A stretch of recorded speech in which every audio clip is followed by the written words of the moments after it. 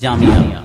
Alaikum and a very good morning to all you wonderful people. In the name of Allah, the most gracious, the most merciful, all praises due to Allah, the creator, the sustainer, the provider, the protector, the curer, and the one who has an absolute control on each and everything. I would like to thank Allah for this precious opportunity. Dear audience, I stand here with all sincerity to put across my views about attitude differences.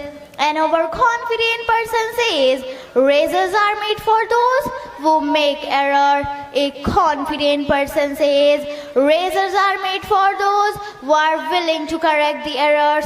Dear audience, lion is either heavier than elephant, not taller than giraffe. But what makes the lion the king of the jungle? It is because of its royal appearance. It is because of its tremendous roar, which can be heard miles across the jungle. It is because of its courage and royalty. Dear audience, it is not the size, it is not the shape that makes the lion the king of the jungle. It is because of its courage and royalty that make them the king of the jungle. Dear audience, one need a sublime brain to understand, but actually attitude is. Otherwise, many of us today misinterpret this word.